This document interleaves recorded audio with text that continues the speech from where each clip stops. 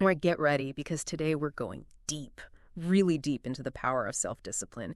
And you know what? This isn't going to be one of those cheesy motivational speeches. Nope, we're going to go way beyond that. Yeah. And using insights from this book, The Art of Self-Discipline, we're going to uncover like some really surprising stuff about how to really master your mind and reach those goals. It's funny you should mention that because this book, right off the bat, challenges a really, really common misconception. And that is that motivation is the key to success. Yeah. It's like everywhere you look, it's all about finding your passion and getting inspired, right?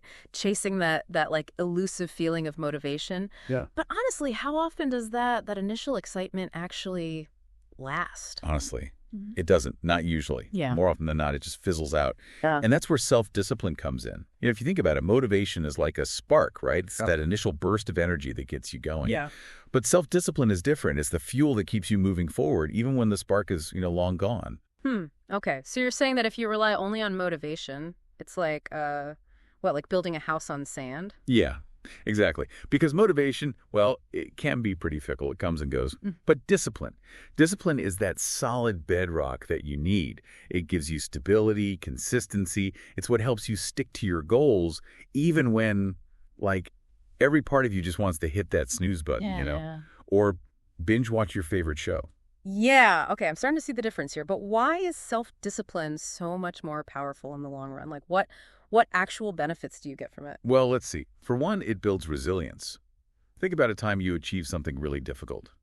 Probably wasn't super easy, right? Oh, no, definitely not. I bet there were obstacles and setbacks. Yeah. Maybe even times when you wanted to just give up. Oh, tons of times. Remember the time I decided I was going to train for a half marathon? Oh, man, so many mornings when my bed just felt way more appealing than going out there and pounding the pavement, Exactly. But you push through it, right? That's resilience. It's that ability to keep going, to overcome those challenges. And that comes from self-discipline. It's that grit that separates the dreamers from the doers. Wait, hold on. So are you saying discipline is like a muscle that gets stronger the more you use it? You're picking this up fast. Actually, the book talks about the science of willpower. Yeah. And it turns out, you're totally right. Roy Baumeister, he's like a leading researcher on this. He uses that exact same analogy.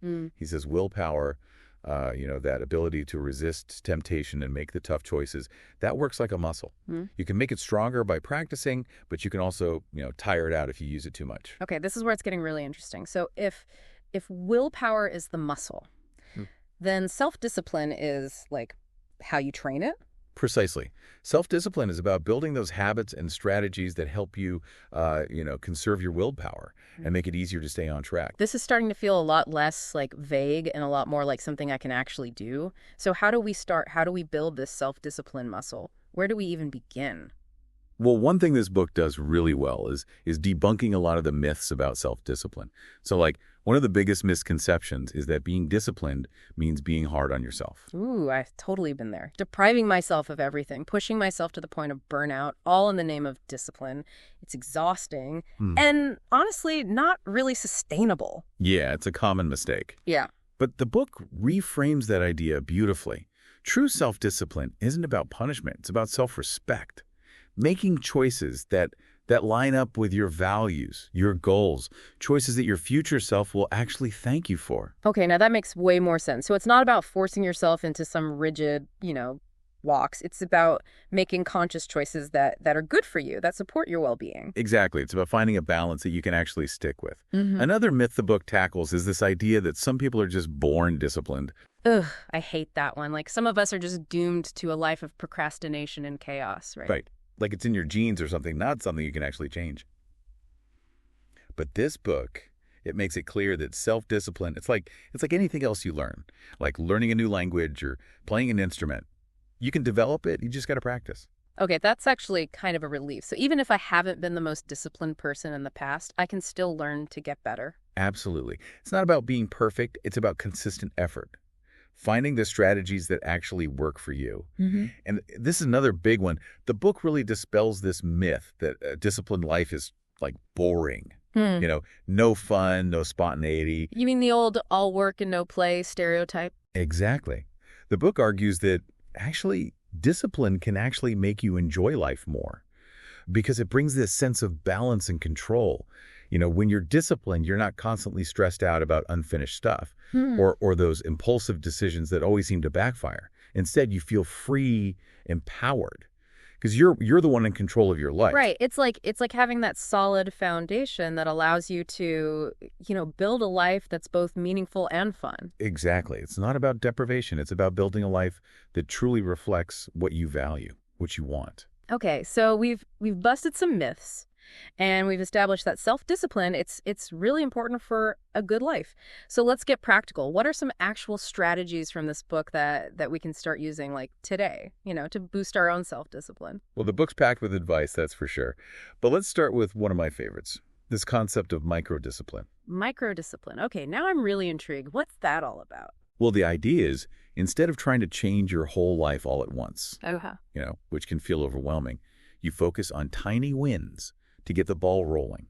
So instead of like these huge, daunting goals that just make you want to give up before you even start there, you break them down into smaller, more manageable steps. So like bite-sized pieces. Yeah, exactly. Hmm.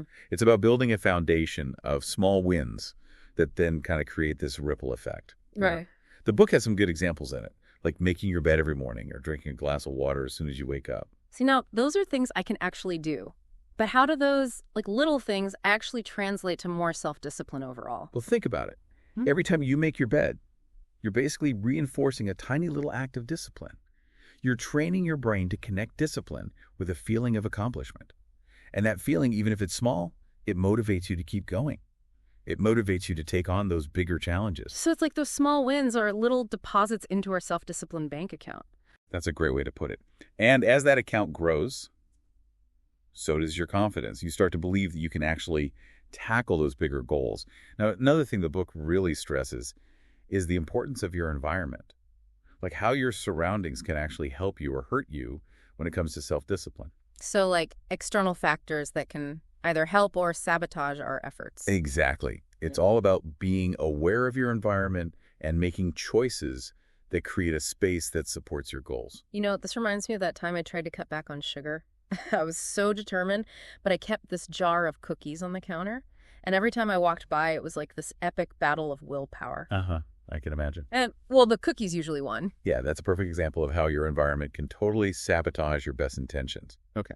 The book gives some really simple but effective tips for mastering your environment. So like if you're trying to eat healthier, stock your fridge with healthy food, Yeah. And keep the junk food out of sight. Out of sight, out of mind, right? Exactly. Or if you're trying to focus on work discs, create a dedicated workspace, like a spot that's free from distractions. It's all about setting yourself up for success by removing those temptations. Okay, that makes a lot of sense. Now, what about those times when you know what you need to do, but you just can't seem to make yourself do it? Like when the alarm goes off and you're just glued to that snooze button? Yes. The book has a great strategy for that, the 5-second rule. Oh, yeah. I've heard of that. Isn't that the one where you count down from 5 and then just do the thing? That's the one. It's so simple, but it's crazy effective. Mel Robbins really popularized it. The idea is that when you feel that hesitation, that resistance, you don't give yourself time to overthink it. You just count down 5, 4, 3, 2, 1, and go. It sounds almost too easy to be true. Does it really work? It really does. The Yeah. countdown, it's like a trigger. It breaks that cycle of procrastination and it stops you from getting stuck in excuses. And it helps you build that habit of taking action right away. Okay. I am definitely trying that next time I'm tempted to hit snooze. But what about those bigger tasks, the ones that you can't just tackle in 5 seconds? Right. Well, that's where a strategy of systems over goals comes in. The book makes a really good point that while goals are important, it's the systems we put in place that really make things happen. Okay, so it's not enough to just have a destination in mind. We need a roadmap to get there. Exactly. Like a goal might be, I want to lose 10 pounds, or I want to write a novel. But a system is the set of habits and actions that support those goals. So instead of fixating on the number on the scale, you create a system that includes working out regularly, eating healthy meals, being mindful of your portions. Got it. So it's about focusing on the process, the consistent actions, not just the end result. Exactly. Because when you have a solid system in place, you're less likely to get thrown off by setbacks or lose motivation when things get tough. You trust the process, and you just keep showing up day after day. This is really making me rethink how I approach goals. It's like shifting the focus from achieving a specific outcome to building sustainable habits that will naturally lead you in the right direction. Exactly. It's about falling in love with the journey, not just chasing the destination. Okay, before we wrap up this part of our deep dive, I want to talk about something we all love, rewards. Because let's be real, self-discipline can feel like a lot of work. So is there room for a little fun along the way? Absolutely. In fact, the book encourages you to create a reward system to keep you motivated and reinforce those good behaviors. Okay, but how do you do that without undoing all your progress? Like if I'm trying to eat healthy, rewarding myself with a giant piece of cake seems a little counterproductive. Yeah, you're right. It's about finding rewards that align with your goals and that are actually good for you. The book suggests things like treating yourself to a massage after finishing a tough workout program, or buying yourself a book you've been wanting after a month of consistent reading. I like that. It's about celebrating those milestones and acknowledging your efforts, but not sabotaging yourself in the process. Exactly. It's about finding that balance where discipline and enjoyment can coexist. Now, even with the best strategies in place, we all stumble sometimes, right?